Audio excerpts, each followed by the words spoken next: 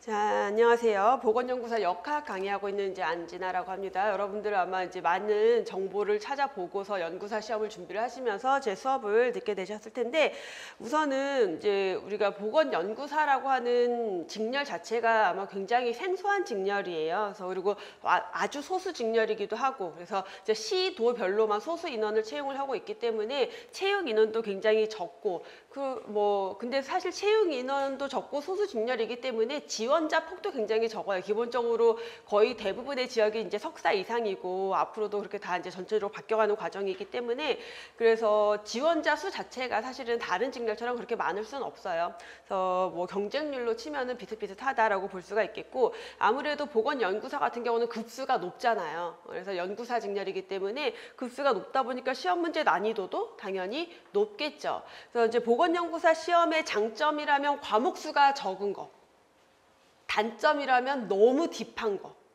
그래서 공부를 할 때 우리가 이제 유리한 부분은 과목 수가 적다라는 거예요. 그래서 과목 수가 적다라는 거에 대해서 어떤 의미가 있냐면, 여러분들이 보는 과목이 기본적으로 보건학이랑 역학이 기본 필수 과목으로 들어가고 나머지 한 과목이 선택 과목이에요. 그래서 이 선택 과목은 여러분들 각자의 이제 전공에 맞춰서 선택을 하시게 될 건데, 뭐 환경보건이라던가 식품화학이라던가 또는 미생물 한 요 세 가지 정도가 될 거고, 아니면 보건행정을 하는 이제 지역이 있어요.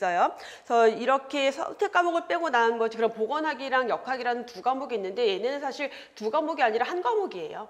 한 과목이라고 생각하고 공부를 하시면 돼요. 무슨 말이냐면은 보건학이라는 과목 자체가 보건과 관련된 여러 전공 분야를 다 모아서 하나로 압축을 해놓은 게 보건학이에요. 그러니까 보건학 안에는 기본적으로 공중보건에 대한 개념들 들어가죠. 그 다음에 질병에 대한 관리를 해야 되니까 역학이라던가 보건통계학이라던가 감염병, 만성질환, 환경보건, 산업보건 또는 학교보건, 노인보건, 모자보건, 인구보건, 보건교육, 보건행정, 이런 모든, 그러니까 정말 많은 한 10개 이상의 과목들을 다 요약을 해서 압축을 해서 놓는 게 보건학이에요. 그래서 그런 보건학이 있고 그 안에 역학이 들어가 있는데, 역학을 또 시험을 본다? 근데 그 중에서도 역학이라는 분야에 좀 더 깊이 있는 지식을 필요로 하기 때문에 질병에 대한 연구가 들어가니까, 그렇기 때문에 역학을 한 과목으로 보게 되는데, 그럼 뭐가 다르냐? 보건학에 들어가 있는 역학은 역학을 요약해 놓은 거니까 조금 더 심플하고 가벼운 내용들이 위주로 들어가 있을 거고, 역학이라는 과목은 이제 이 역학이라는 학문을 좀 더 딥하게 들어가서 공부를 할 수밖에 없는 거죠. 시험 문제가 그렇게 출제가 되겠죠. 자, 그리고 이제 가끔 지역 중에서 그 의학 쪽으로 보건연구사를 채용하는 경우들이 있는데, 그렇게 되면은 이제 선택 과목이 예방의학이 들어가요.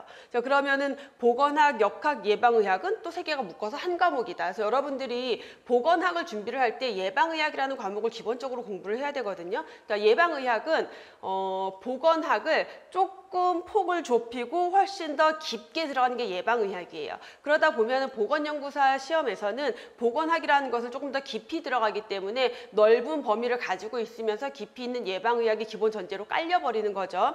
자, 그러다 보니까 이렇게 예방의학까지 공부를 하게 되면 결국은 한 과목으로 세 과목 시험을 본다라고 생각을 하시면 돼요. 그러니까 과목 수가 줄어드니까 공부하기가 수월한 부분은 있어요. 예를 들어 보건직이다. 그럼 국어, 영어, 한국사, 공중보건, 보건행정 전혀 다른 5과목을 공부하는 것보다는 훨씬 더 수월한 거죠. 같은 공부를 하는 거니까. 근데 대신 문제는 그러다 보니까 문제 난이도가 굉장히 어렵고 깊이 있게 들어갈 수밖에 없어요. 그러다 보니까 여러분들이 이걸 도대체 어디까지 내가 얼마나 공부를 해야 되나, 이런 거에 대한 고민이 굉장히 많이 들어갈 거예요.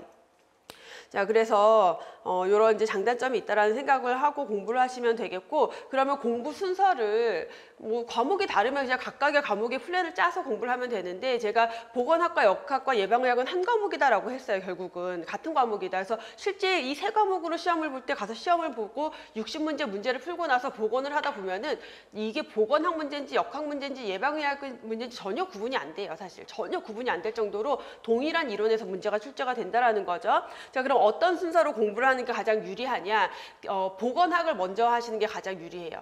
그러니까 보건학에서 조금 심플하게 이론을 쭉 정리를 하고 그 다음에 역학을 들어가는 게 조금 더 공부하기가 수월합니다. 그래서 역학에서 이제 보건학에서 했던 역학에 대한 내용의 베이스를 역학을 통해서 조금 더 깊이 있게 복습하면서 조금 더 심화로 공부를 하게 되는 거고요. 자, 이 보건학과 역학이 끝났으면 예방의학을 들어가는 게 좋아요. 그리고 나는 그 선택 과목이 예방의학 아닌데 상관없어요. 기본적으로 예방의학이라는 과목 자체에서 보건학과 역학의 시험 문제가 출제가 되는 겁니다. 그래서 예방의학은 무조건 공부를 하셔야 됩니다. 자, 그래서 보건학은 이제 제 강의 중에서 보건연구사를 대상으로 하는 보건학 강의가 있는데, 이 보건학 강의는 기본적으로 공중보건에다가 플러스 보건행정이 들어가는데, 보건학에는 보건행정이 조금 더 들어가요. 그래서 보건학 플러스 보건행정에 이제 한 1권 정도의 내용이 들어가니까 그건 보건학 강의를 보시면 되고, 자, 역학은 제가 요 보건연구사 역학교재를 따로 제작을 해서 여러분들 강의를 해드리고 있는데,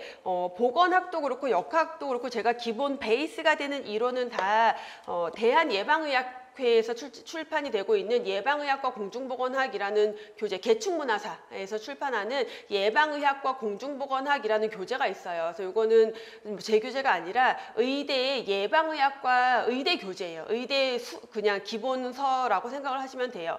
근데 거기 그 교재가 예방의학의 거의 그냥 바이블이다라고 보시면 되고, 그 교재에서 거의 대부분의 시험 문제가 출제가 됩니다. 그래서 제가 그 교재에서 대부분의 이론을 가져와서 베이스로 해서 여러분들께 좀 더 쉽게 정리를 해드리고 있는 거고, 그래서 제가 정리해드린 것만 보면 되냐? 그건 아니에요. 예방의학 교재 아마 여러분들이 연구사 준비를 하면서 무슨 책 봐야 되지? 검색을 쭉 하다 보면 기본적으로 나오는 거기 때문에 제가 굳이 막 설명을 드릴 필요는 없는 교재인데, 교재를 아마 보신 분들은 이제 한번 당연히 그 교재를 보셔야 되고, 교재를 보시면은 교재가 너무 두껍고, 그다음에 너무 크고, 글씨가 너무 작고, 내용이 너무 많아요. 그래서 도대체 이걸 어떻게 공부해? 그거를 사실 되게 연구사 시험에서 출제위원들이 되게 무리한 요구를 여러분들한테 하고 있는 건 맞아요. 예전에는, 그러니까 제가 사실 우리나라 보건연구사를 대상으로 하는 강의가 없었거든요. 근데 제가 2014년, 15년에 처음 이제 역학 강의를 아마 그 공무원 시험을 대상으로 한 역학 강의는 제가 처음 시작을 했어요. 그 전에는 없었죠. 그러니까 연구사 준비하는 학생들이 그냥 보건지 그 구급 공무원들 준비하는 수업을 공중보건 수업만 듣고 시험을 혼자 독학으로 준비를 했어야 됐기 때문에 점수가 당연히 높지 않았죠. 그러다 보니까 문제 난이도가 사실 2013년, 14년 그때까지는 별로 안 어려웠어요. 문제가 난이도가 안 어려웠는데, 제가 이제 역학 수업을 하다 보니까 이 역학 수업이 생겨서 여러분들이 공부하기는 수월해졌죠. 쉽게 이해하고 공부하기 수월해진 장점은 있는데, 단점은 성적이 너무 올라간 거예요. 수험생들의. 합격선 자체가 너무 올라가고, 역학 한동안 2016년 이후 17년, 18년, 19년에 정말 시험 후기에 역학 100점 맞았어요가 너무 많았었어요. 그러니까 출제위원들 입장에서 어때요? 이것 봐라, 다 100점을 맞아버리네? 이러면 안 되잖아요. 그러니까 계속해서 문제 난이도를 더 깊이 안 내던 새로운 유형, 이게 계속 들어가고 있는 거고, 그리고 여러분들은 거기에 맞춰서 또 공부를 또 정말 잘해. 연구사 준비하시는 분들이 공부를 잘해요. 그러니까 계속 더 딥하게 공부를 하니까 여러분들이 지역별로 합격선을 보면은 그 어려운 보건연구사 시험 문제의 합격선이 100점인 경우들도 있어요. 100 몇 점, 가산점 해가지고. 보통은 95점 이상이에요. 98점, 95점, 뭐 가끔 문제가 말도 안 되게 너무 어렵게 나오면 70점대가 나오는 경우들은 있지만, 그거는 정말 기본적으로 거의 출제가 되지 않던 완전 어려운 내용에서 출제가 된 경우만 그렇고, 자, 그러다 보니까 여러분들이 공부를 할 때 이 예방의학 교재 이거를 우리가 어떻게 다 봐요? 이거는 강의 안 해주시나요? 물어보는데 저도 강의를 할 수가 없어요. 그 교재로는. 그 교재 가지고 강의를 하려면 1년 내내 예방의학 강의만 교재를 제가 해야 돼요. 의대에서도 그 예방의학 교재를 한 교수가 강의하지 않아요. 절대. 각각의 전공 과목이 다 들어가 있으니까 산업보건 의사가 강의하는 파트도 있고, 환경보건 관련된 의사가 강의하는 파트도 있고, 뭐 역학 전공한 교수님이 강의한 파트도 있고, 행정학 강의한 교수님이 행정학을 전공한 교수님이 강의하는 파트도 있고, 그렇기 때문에 저도 해드릴 수가 없는 이제 강의예요. 하지만 여러분들이 보시긴 하셔야 된다. 그럼 어떻게 보는 게 효율적이냐면, 그 책을 딱 첫 장을 펴서 1장부터 보려고 그러면은 보다가 아마 포기하게 될 거예요. 그래서 제가 아까 이제 보건학 공부 먼저 하고 역학 공부를 하라고 말씀을 드렸어요. 자, 그 다음에 이제 조금 깊이 있게 내가 복습을 할 때 각 보건학과 역학 교재에 제가 거의 대부분의 이론에 예방의학 교재 몇 페이지인지를 다 주석을 달아놨어요. 그 이론 바로 밑에 예방의학 교재 몇 페이지에 있으니까 그 내용을 찾아 들어가세요. 그 페이지 찾아서 그 주변 내용들을 조금 더 꼼꼼하게 읽어보면서 복습을 하시면 되고요. 자, 그 다음에 이제 예방의학 그 KML이 예방의학이라고 해서 문제집, 의대의 의사고시, 의대 의사시험, 면허시험 준비용 문제집이 있거든요. 이제 그것도 제가 예방의학을 그 교재로는 이제 문제풀이 강의를 진행을 해놓은 게 있으니까 그 강의를 들으셔도 되고 아니면 문제집 가지고 독학하셔도 돼요. 그거 어차피 설명 다 나와 있기 때문에. 그래서 그 문제집을 보면 거기에도 예방의학 교재 몇 페이지에 이 내용이 있다라는 내용들이 다 있어요. 그러니까 그런 것들을 참고해서 찾아 들어가면서 보시는 게 가장 효율적으로 그 예방의학 교재를 공부할 수 있는 방법이에요. 그리고 다시 한번 정리를 해보면 여러분들이 공부하는 순서는 보건학 공부하고 역학하고 그 다음에 KML에서 나오는 예방의학 교재, 예방의학 문제집. 자, 그 KML이라고 해서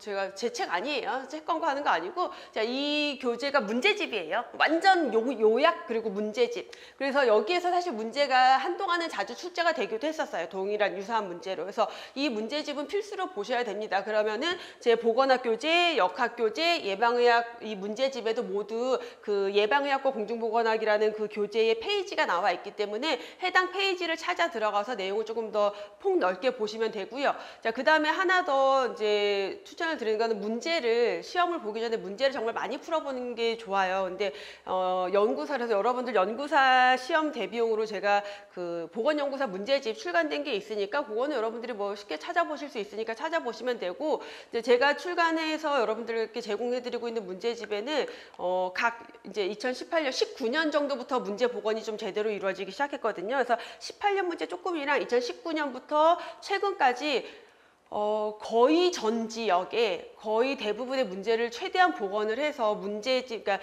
지역별로 회차별로 20문제씩 이렇게 시험 연습을 할 수 있도록 문제집을 만들어 놨기 때문에 그거 참고해 보시면은 시험 준비하는 데 도움이 많이 되실 건데, 한 가지 이제 알고 계셔야 될 거는 보건연구사는 시험을 봐보신 분들은 아시겠지만 문제 지문이 어마어마하게 길어요.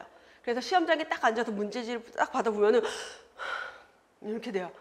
왜냐면 그 8절지인가 그 문제집 처음부터 끝까지 빈틈이 없이 글씨가 써져 있어요. 그러니까 다시 말하면 문제를 읽는 것만으로도 시간이 많이 걸리거든요. 근데 그거를 여러분들이 시험을 보고 나서 문제가 비공개니까 기억나는 대로 복원을 해주세요. 그러면 이제 그 내용들을 베이스로 제가 문제를 복원을 하는 거기 때문에 실제 문제처럼 지문이 완전 길게 다 들어가 있지 못해요. 최대한 제가 여러 가지 내용을 넣어놓긴 했지만, 하지만 이런 이론에서 문제가 나왔다라는 걸 참고하시면 되고, 그 기출문제집을 꼭 보시라고 제가 말씀을 드리는 게, 기출문제집을 보면은 기본서나 이론서 어디에도 없는 문제들이 나와 있는 경우들이 있어요.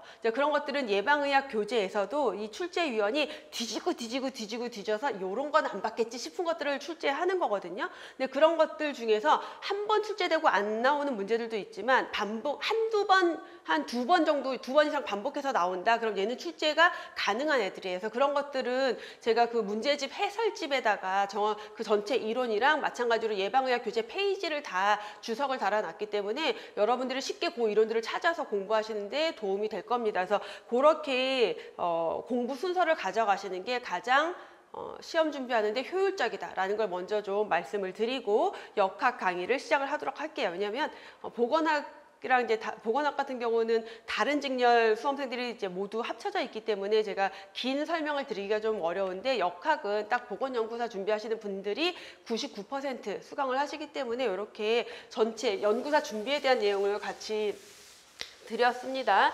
지금 사실 연구사가 여러분들 기출문제 보시면은, 기출문제집 나중에 혹시 보시면은 2020년, 2021년까지는 21년까지는 거의 전 지역이 있고, 어떤 지역은 뭐 2번 정도 시험이, 그러니까 상반기, 하반기 이렇게 2번 있고 막 그랬었거든요. 많이 뽑았어요. 2019년, 20년, 21년, 요 3년 동안 많이 뽑았어요. 그러니까 지금은 적게 뽑겠죠. 그래서 2022년 기출문제 보시면은 지역이 많이 비어요. 그게 복원이 안 된 지역이 아니고 거의 대부분 시험이 없었던 지역이에요. 그래서 그것도 조금 참고하시면 되고, 그래서 2023년, 그러니까 올해도 보통 한 18개 지역에서 한 9개 지역인가? 그 정도밖에 안 뽑아요. 그러니까 안 뽑는 지역이 되게 많아요, 지금. 근데, 그리고 여러분들이 당장 사실 지금 공부를 시작하시는 분들 같은 경우는 올해 시험을 준비한다기보다는 거의 이제 내년 2024년 시험을 준비하실 텐데, 2022년, 23년에 좀 덜 뽑았잖아요. 24년은 좀 더 지켜봐야 돼요. 지금 정권이 공무원 숫자를 되게 계속 줄이고 막 이런 분위기여서 전체적으로 모든 직렬의 공무원 숫자를 줄이는 과정에 보건 쪽, 보건직, 의료기술직, 보건연구소 같은 경우는 코로나 때문에 2020년, 21년에 많이 뽑긴 했어요. 그러니까 23년 이제 들어와서는 채용 인원이 더 줄어들 수밖에 없고, 그래서 23년, 24년까지는 뭐 좀 적을 수 있는데 다시 또 늘어나겠죠. 그거는 이제 정부의 어떤 방향성이랑 어떤 시기적 흐름이랑 이런 것들을 같이 봐야 되는데, 그래서 기출 문제가 좀 적다라는 거. 그래서 여러분들이 시험 준비하시면서 각 지역에서 시험이 있잖아요. 내가 지원하는 지역 아니어도 시험은 볼 수 있거든요. 그러니까 그 지역에 내가 지원 대상이 아니다. 내가 그 지역 거줄 것도 없고, 뭐 전공과 그 선택 과목이 내 과목이 아니다 하더라도 시험은 다 가서 볼 수 있어요, 접수해서. 그러니까 가능한 시험이 있는 지역에 갈 수 있으면 가서 시험을 봐보세요. 실제 시험장 가서 시험 문제가 어떤 식으로 나오는지를 보고 기출 문제를 공부할 때 이런 식으로 기출 문제가 복원이 되어 있지만 실제는 어떤 식으로 출제가 되는구나, 내가 어떤 마음으로 어떻게 준비를 해서 시험을 봐야겠구나, 이런 거에 대한 대비가 돼요. 그런 거 하나도 없이 기출 문제집만 보다가 시험장 딱 가면 당황해요. 문제 지문이 너무 기니까. 그래서 그런 것들, 시험은 그래서 공부가 덜 돼 있어도 상관없어요. 그냥 시작한 지 얼마 안 됐어도 내가 접수할 수 있고 이제 거리가 가능하다라면은 모든 지역에 가서 시험을 보는 연습을 충분히 해두시는 게 훨씬 실제 시험에 도움이 많이 될 겁니다. 자, 이 정도로 연구사에 대한 내용들 전체적인 조금 말씀을 드려봤고요. 보통 연구사 합격하는데 기간이 얼마 정도 걸리나 합격 수기 많이 찾아봤죠. 그리고 합격 수기 보다 보면은 누구는 5개월 만에 붙었대, 누구는 1년 만에 붙었대. 최근에 지금 그 친구 합격 수기는 안 올라왔는데, 최근에 가장 단기간 합격한 친구는 작년에도 제가 이렇게 역학 강의를 하는데, 역학 강의 때 처음 수업을 들으러 와가지고 작년 22년도에 6월 달이죠. 그러니까 그때도 6월에 시험을 그러니까 수업을 들으러 와서 10월인가 11월에 서울시 시험이 있었어요. 10월 달에. 10월 달 시험에 합격해서 지금 발령받은 친구가 있어요. 굉장히 진짜 단기간에 합격한 거죠. 이렇게 단기간에 합격한 친구들 같은 경우는 공부를 정말 다시 돌아갈 수 없을 만큼 공부를 열심히 해요. 그래서 그 3개월 만에 합격했다라는, 3개월은 아니죠. 6월달 6, 7, 8, 9, 10. 이 친구는 5월인데 5개월 만에 합격한 친구 이제 실강 들을 때 보면은 나중에 한 9월 정도 됐을 때 이 친구가 저한테 뭐라 그랬냐면, 빨리 시험 봤으면 좋겠어요. 이제 그만하고 싶어요. 빨리 시험 봐버리고 싶어요. 그러니까 그만큼 열심히 했다라는 거예요. 그래서 이 친구 계속 제 수업을 들으면서 제가 이렇게 쭉 진행되는 과정을 보면은 처음에 전혀 모르고 있던 내용들이 마지막 수업할 때는 이게 되겠는데 싶을 만큼 공부를 해왔어요. 그런 친구들은 하루에 내가 공부하는 시간이 어마어마합니다. 그 에너지가 되는 친구들이에요. 그래서 단기간 합격하는 거예요. 근데 그런 친구들은 극히 일부예요. 이런 분들은 극히 일부에서 자기 성향을 잘 파악을 하셔야 돼요. 보통 일반적으로는 보통 2년 정도, 2년에서 3년이 가장 일반적이에요. 2년에서 3년이 가장 일반적이고 1년 안에 1년 정도 공부해서 합격하는 분들은 굉장히 빨리 합격하는 분들이에요. 그래서 그 각자의 나의 스타일 있죠. 나 하루에 나는 몇 시간씩 밥 먹는 시간과 잠자는 시간 빼고는 모두 공부에 올인하는 성격이야 라고 하면 단기 합격을 준비하시는 게 맞고, 나는 그렇지 않고 조금 템포를 가지고 내가 조금은 느리게 가는 성향이야 라고 하면은 내 템포에 맞게 공부를 준비를 하시면 돼요. 그래서 합격 수기가 굉장히 여러분들한테 도움이 많이 되지만, 합격 수기가 가지고 있는 단점 중에 하나가 너무 단기 합격생의 후기만 올라오다 보니까 한 이제 1년, 2년 공부한 수험생들이 되게 우울해져요. 저 사람들은 저렇게 빨리 합격하는데 내가 문제가 있나? 내가 공부하는데 문제가 있나? 이런 생각을 하게 되는데 아니에요. 실제로는 2, 3년 걸리고 거의 4년, 5년 걸리는 친구들도 있고, 사람마다 다른 건데 여러분들 생각을 해보세요. 내가 공부를 막 빡세게 해가지고 5개월만에 합격을 했어. 얼마나 자랑스럽고 내가 대견해요. 그리고 공부하던 기억이 너무 생생하게 남아있죠. 그럼 이런 사람들은 합격 수기를 더 열심히 쓸 수밖에 없어요. 근데 내가 한 3년 공부해서 붙었어. 지겨워. 지겹고 그다음에 3년 동안 내가 공부를 어떻게 했지? 그래서 실제 3년 정도 공부하고 합격한 학생들 이렇게 만나서 합격 수기 좀 써. 그러면 이 친구들이 뭐라 하냐면 교수님 근데 딱히 쓸 게 없어요. 뭐 나는 막 그렇게 하루에 10몇 시간씩 하지도 않았고요. 저는 그냥 일주일 중에서 며칠 이렇게 계획해서 그냥 이렇게 했기 때문에 합격 수기에 딱히 뭐라고 쓸 말이 없어요. 이렇게 얘기하는 친구들이 대부분이에요. 그래서 합격 수기를 보면서 내가 얻을 건 어때? 그런 거에 흔들리지는 마셨으면 좋겠어요. 내가 나는 왜 빨리 합격하지 못하지? 이런 걸로 흔들리지 마셨으면 좋겠다라는 얘기를 좀 드리고 싶습니다. 자, 그럼 뭐 그 외에 또 합격생이나 뭐 공부하는 선배 수험생들에 대한 얘기는 차차 수업하면서 좀 더 진행을 하도록 하고요. 자, 이제 역학교재는 제가 이렇게 좀 간단하게 여러분들이 딱 봤을 때 공부할 때 부담스럽지 않을 만큼의 내용이에요. 그래서 요 분량이니까 역학을 조금 심플하게 공부를 할 거고, 뒤쪽에는 이제 단원별로 우리가 기출문제, 복원된 기출문제들을 조금 전부 다는 아니고 내용이 너무 많기 때문에 전부 다는 아니고 이 정도는 기출문제로 해서 단원별로 이론하고 간단하게 문제 풀어보고 그 다음에 마지막에 기출문제를 쭉 풀어보면서 역학을 마무리를 할 거고, 여러분들 석사 할 때 역학 수업 다 들으셨었죠? 없었어? 들었을걸? 왜냐하면 논문 썼잖아. 그럼 역학을 안 했을 수가 없어. 논문을 썼으면은. 역학과 보건 통계학 다 들었을 거예요. 근데 어땠어요? 학교 다닐 때 공부할 때? 어려웠어요? 안 좋아했어요. 거의 대부분 그래. 역학. 우선 연구 방법론 들었지? 안 들었어? 논문 썼잖아. 어떻게 썼어? 연구 방법도 모르는데. 이게 기억이 안 나는 걸걸? 아마 과목이 없었을 수는 없을 거야. 그래서 역학 안 좋아해요, 수험생들이. 우선 석사 때 역학이랑 통계 다 대부분 안 좋아해. 근데 저는 그 대학원 때 역학 수업을 듣는데 세상에 너무 재밌는 거야. 우리 교수님이 그렇게 수업을 막 되게 재밌게 잘하는 스타일은 아니었어. 근데 내가 그냥 역학에 꽂힌 거야. 그래가지고 막 교수님 쫓아다니면서 물어보고 막 되게 귀찮았을 것 같아, 지금 생각해보면은.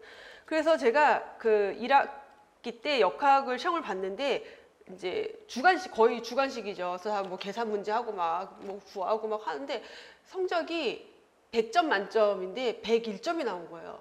점수를 더 줬나 봐. 너무 시험을 잘 봐가지고. 근데 실제 저희 석사 때 교수님이 시험지를 갖고 와가지고 학생들한테 이걸 나눠줬어. 자기 시험지를.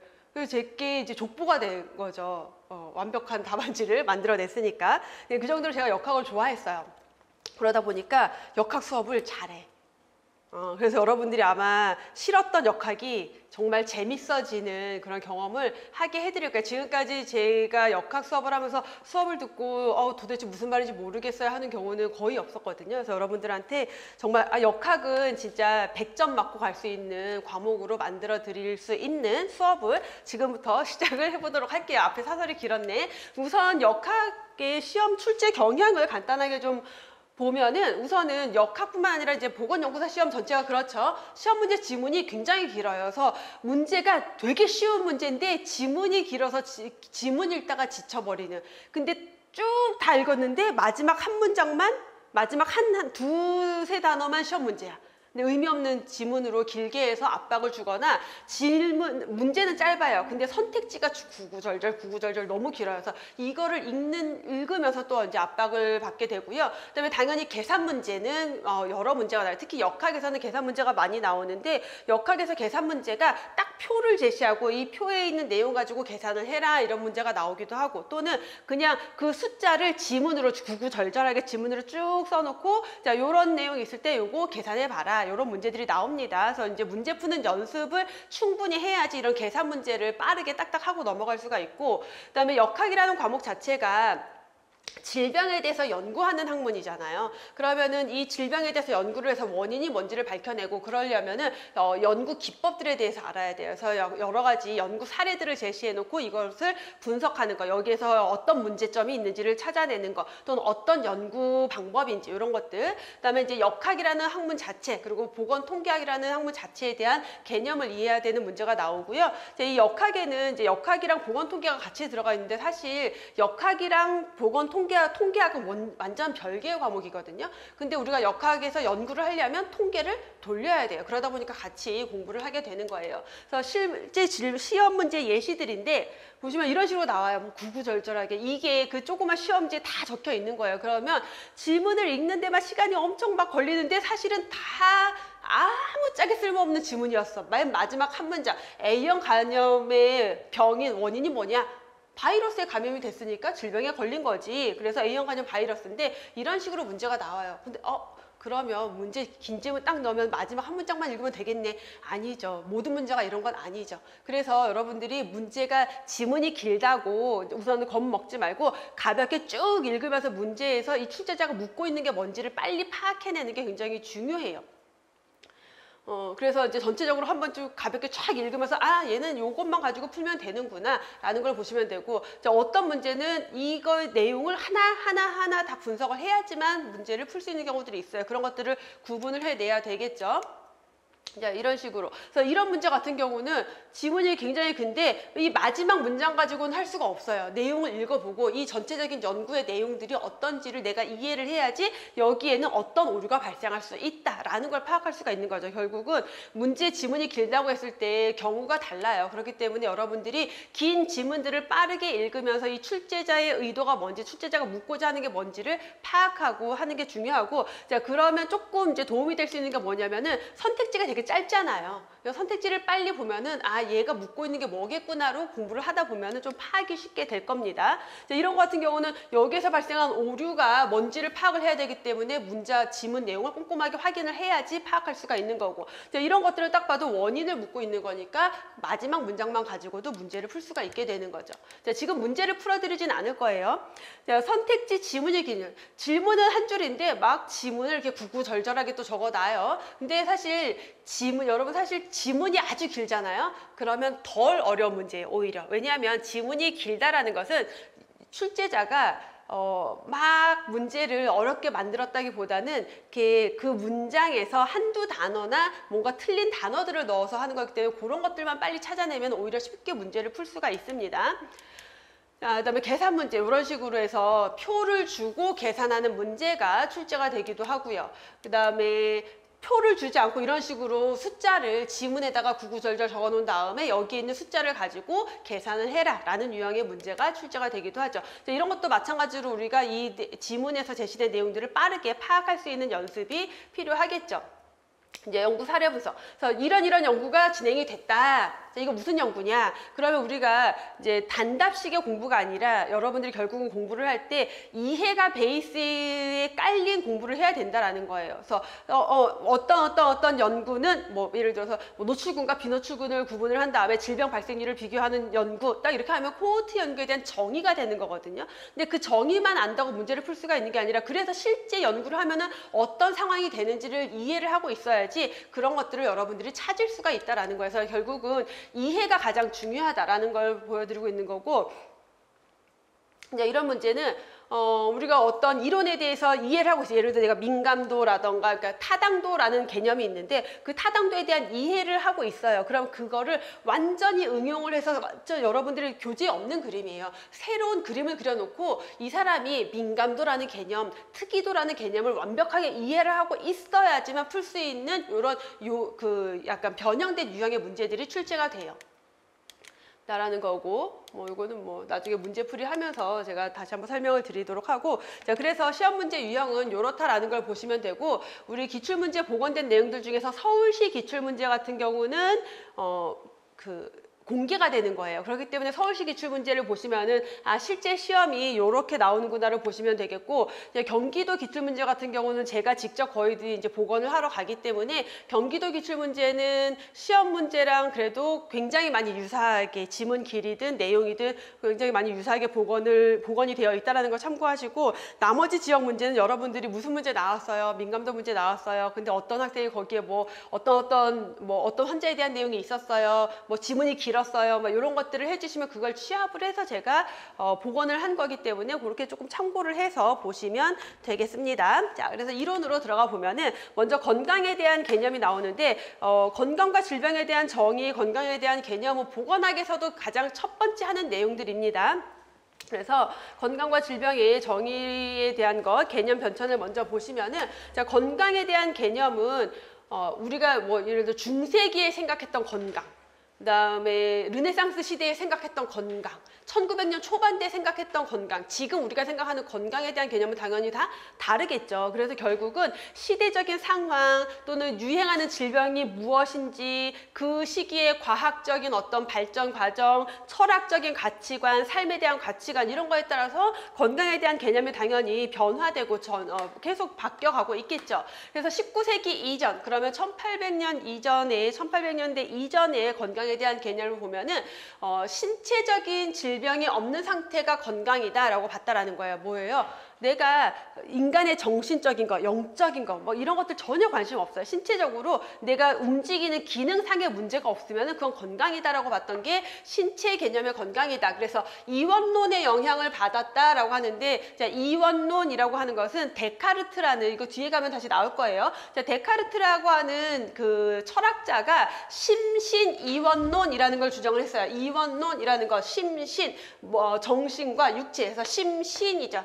몸과 마음이 이원론, 두 개로 분리되어 있다. 몸과 마음 별개야. 그러면 질병은 뭐야? 몸에서, 우리 육체에서 발생하는 게 질병이야. 자, 정신은 시대 몫이다. 과학적으로 연구할 대상이 아니야. 그러니까 육체만 우리가 볼 수 있다는 거죠. 그래서 육체는 기계 같은 거, 우리 몸은 그냥 기계 같은 거고, 여기에다가 신께서 우리에게 영혼을 넣어주신 거기 때문에 우리는 육체적인 것만 연구를 하고 공부를 할 수 있어. 그럼 질병은 뭐다? 그 육체, 기계에 고장이 난 것과 같다라고 본 게 신체 개념의 건강이다라는 거예요.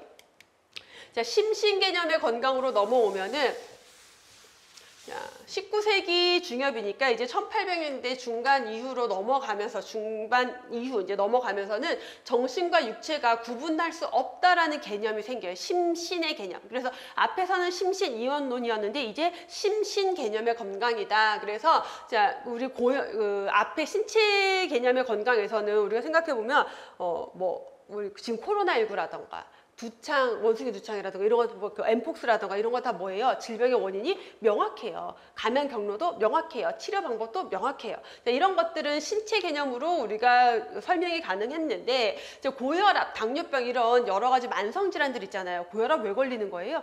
당뇨병 왜 걸리는 거예요? 어떤 신체적 기능만 가지고 설명이 안 되는 질병들이 이제 많아지면서 몸과 마음을 분리할 수 없다라는 개념이 생겨나기 시작한 거죠. 자, 그러면서 환경 변화, 행태적 요인 이런 것들도 질병의 중요한 영향 요인이다라는 개념이 생겨나기 시작한 거예요. 그래서 심신 개념의 건강으로 넘어가게 되고요. 자, 그다음에 조금 더 이제 현대에 와서는 생활의 개념이라고 하는데, 인간은 사회적으로 주어진 역할이 있죠. 그래서 나는 신체적으로 멀쩡해요. 뭐 정신적으로 문제는 없어. 근데 내가 그냥 일하기 너무 싫어. 사회적으로 사람들이랑 만나는 것도 너무 싫고 난 집에 가만히 있는 게 좋아. 이런 사람들을 보고 어때요? 저 사람은 건강한 사람이다라고 생각하지 않죠. 뭔가 생활에 문제가 있다라는 거죠. 그래서 인간은 자기에게 주어진 사회적 역할과 임무를 잘 수행할 수 있을 때 건강이다. 결국 나에게 주어진 여건에서 잘 생활을 하느냐 못하느냐의 개념으로 발전한 거죠. 그래서 생활의 개념이라고 하는 것은 사회적인 건강, 사회적 역할, 사회적인 건강을 생활의 개념이다라고 설명을 하게 돼요. 자, 뒤에 가면 WHO 건강의 정의가 나올 건데, WHO 건강의 정의에서도 사회적 안녕을 강조하게 돼요. 뒤에 가면 다시 나오지만 신체적, 정신적, 사회적 안녕이라는 개념이 나와요. 요 사회적 안녕이라는 게 생활의 개념이다라고 보시면 돼요. 자, 마지막으로 생활수단의 개념 건강. 그래서 사실은 생활의 개념이나 생활수단의 개념을 묶어서 삶의 질 개념이다라고도 하고 현대적인 건강 개념이다라고 하는데, 생활수단이라고 하는 것은 결국 우리가 여러분 돈이 아무리 많고 시간이 아무리 많아도 건강하지 않으면은 뭐예요? 여행도 못 가고요. 뭔가 운동도 못 즐겨요. 그렇죠? 그래서 결국은 이 질병, 건강이라고 하는 것은 내가 생활을 하는데 필요한 어떤 수단이다라는 거예요. 그래서 삶의 질의 개념까지 넘어가게 되는 거고, 자, 건강, 질병, 사망 이런 것들이 요 이전에 생활의 개념까지 해서 이제 어떤 개념이 있었냐면은 어떤 상태, 질병, 건강하지 않은 상태, 건강한 상태라는 정적인 개념이었다라면 이제는 연속적인 변화로 설명을 하고 있다라는 거죠. 그럼 뭐예요? 내가 지금 건강한 상태인데 여기서 건강하면 끝? 그게 아니라 우리는 뭘 해요?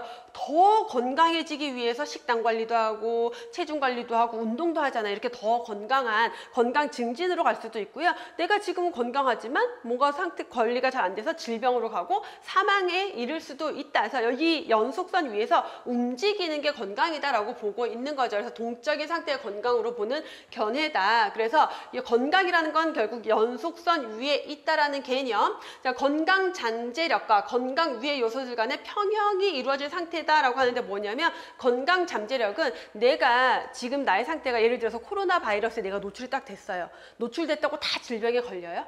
아니죠. 내가 건강관리를 평소에 잘했고 면역력이 굉장히 좋다라면은 위해 요소가 나에게 들어온다 하더라도 나는 질병을 막을 수 있는 상태가 될 거예요. 이게 건강 잠재력이라고 하는 거예요. 그래서 이런 것들이 잘 균형을 이룬 상태다라고 보는 거고, 그래서 건강 잠재력이라고 하는 것은 신체적, 정신적, 사회적인 어떤 활력소, 기능, 내가 가지고 있는 그런 기능을 의미를 한다라는 거. 그래서 자, 건강 증진의 개념에서 보시면은 건강은 우리가 건강이 목표야. 건강해지는 게 목표가 아니라 일상생활을 하기 위해서는 건강해야 돼. 그렇기 때문에 건강이라는 것은 뭐다? 생활의 수단이다 라는 개념으로 보고 있는 거죠.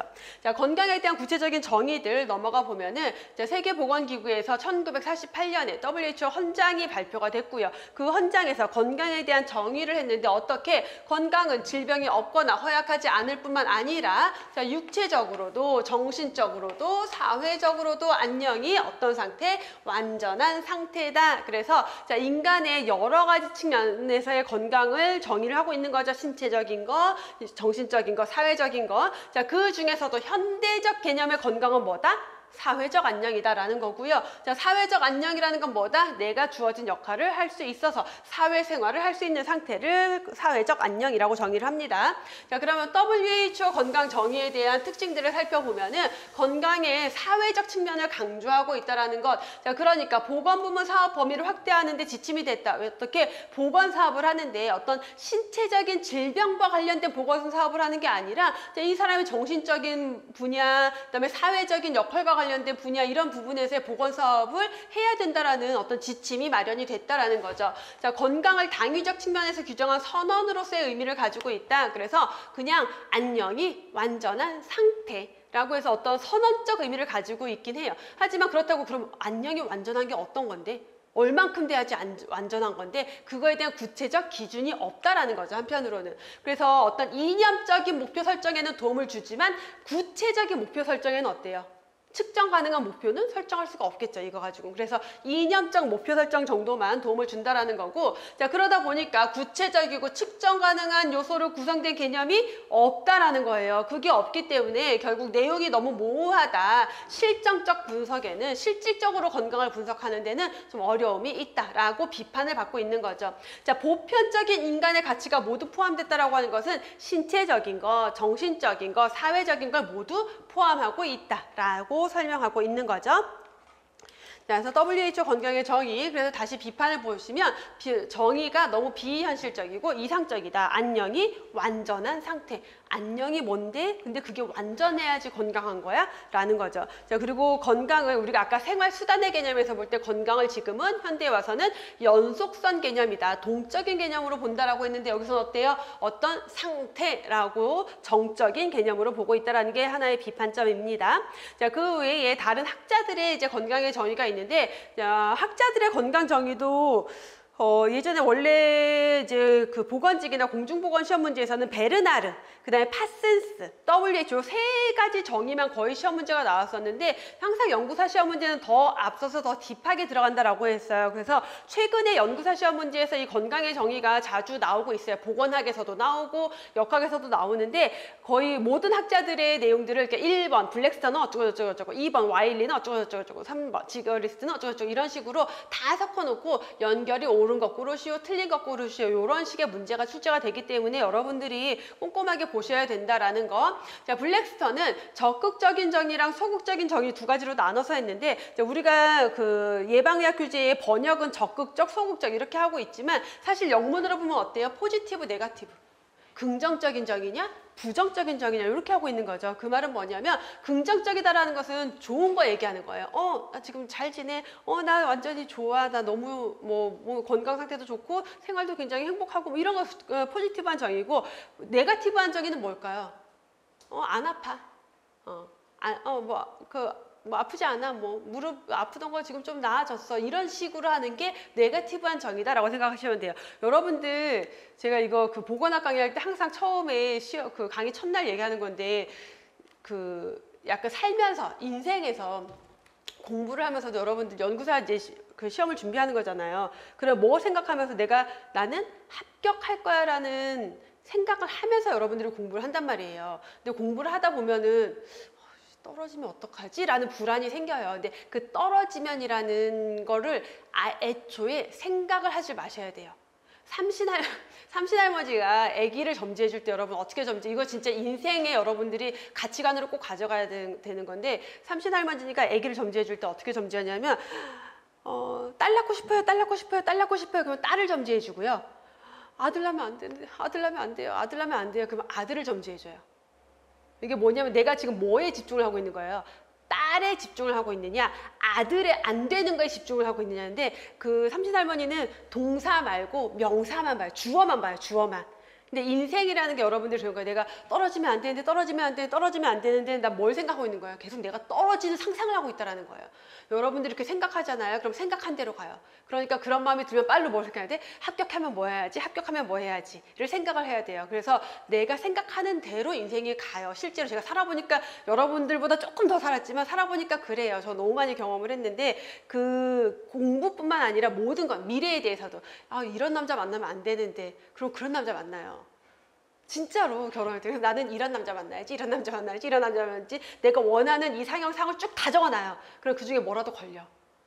그중에 제일 내가 원하는 거 이런 거 걸려요. 그래서 그런 식으로 그 인생에서 그 내가 뭘 생각하느냐는 되게 중요하거든요. 건강도 마찬가지예요. 아프면 안 되는데 아프면 안 돼, 아프면 안 되는데 그러면 아픈 걸 생각하는 거잖아요. 아프게 가요. 네거티브한 정의는 좋지 않아요. 어쨌든 블랙스터는 포지티브와 네거티브 이렇게 두 가지 유형으로 정의를 했다. 그래서 포지티브 정의는 내가 사회적으로 안녕한 상태다, 정신적으로 안녕한 상태다, 나는 좋은 상태다라고 하는 것. 자, 소극적인 정의, 네거티브 정의는 아프지 않아, 질병이 없어라는 그냥 약간 네거티브하게 문제가 없어라고 정의하는 것이다 라는 거고, 자, 베르나르 그리고 캐넌이라는 학자가 있는데 항상성이라는 걸 강조해요. 가장 시험 문제에 많이 출제된 게 베르나르라는 학자랑 파슨스라는 학자인데, 자, 건강은 외부 환경이 변하더라도 나의 내부 환경의 항상성이 유지된 상태다. 무슨 말이에요?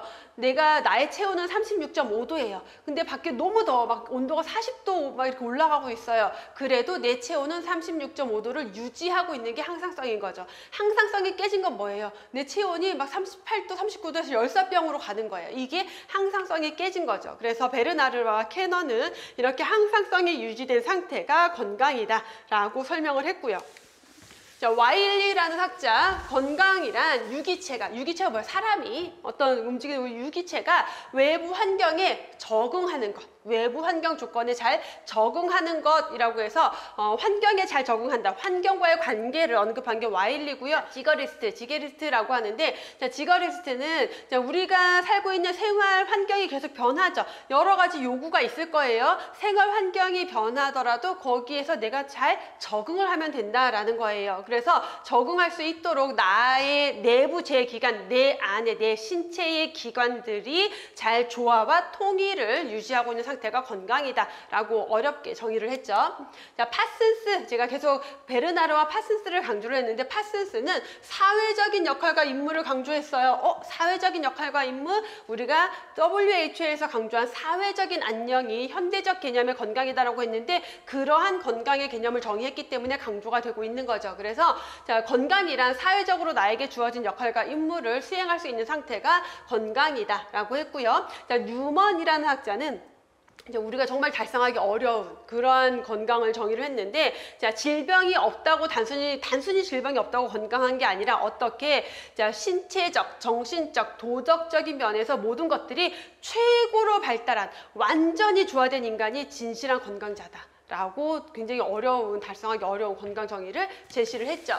자, 윌슨, 보시면 우리 왜 가끔 다리가 없는데 의족을 차고 에베레스트 등반하고 이런 사람들 있잖아요. 우리가 일반적으로 생각할 때, 다리가 하나가 없어? 신체적으로 건강하지 못한 거야? 라고 생각하지만, 그럼에도 불구하고 굉장히 건강하게 사는 사람도 있고, 사지육신이 멀쩡한데 정말 아무것도 못하고 되게 불건강한 삶을 사는 사람도 있다라는 거죠. 그래서 윌슨은 신체 조건을 무관하게 취급했어요. 그래서 신체적으로 건강하더라도 건강하지 못한 사람도 있고, 신체적으로 문제가 있다 하더라도 건강하게 사는 사람도 있다라는 거. 자, 이렇게 정의를 했고, 자, 그럼 건강의 사회적 안녕 개념. 그래서 사회적인 안녕을 계속 강조하고 있는 이유가 뭐다? 현대적인 건강의 개념이다, 생활의 개념이다 라고 한 거죠. 그래서 사회적인 안녕을 강조하고 있는데 왜 사회적인 안녕을 강조하냐? 자, 인간은 사회 구성원이다. 그럼 나에게 주어진 역할이 있겠죠. 자, 그걸 충실하게 할 때 진정한 건강한 사람이다 라고 할 수 있다라는 거예요. 자, 인간과 동물의 건강 개념을 차별화하는 척도라고도 할 수 있다라는 거고요. 자, 삶의 가치와 보람을 창출해내주는 핵심 개념이 결국은 사회적인 안녕, 사회적 건강이다라고 하는 거죠. 자, 그래서 사회적 안녕이 결국은 가장 우선시되어야 하는 중심적인 가치다라고 해서 현대에 와서 계속 강조가 되고 있다라는 것. 자, 마지막으로 건강과 질병의 연속선 개념이 나오는데, 자, 건강과 질병은 연속되는 개념이다라고 강조를 해서 우리가 생활 수단의 개념이다라고 할 때 이 연속선 개념을 설명을 했어요. 그래서 건강, 불건강, 질병, 사망 이런 것들이 연속적으로 변한다라고 하고 있는 거고, 그래서 보시면은 자, A의 범주는 건강한 상태예요. 자, 건강한 상태에서 B로 넘어가면은 내가 신체적으로 어떤 문제는 없어요. 아직 증상이 나타나진 않았지만 질병이 이제 진행되고 있는 상태인 거예요.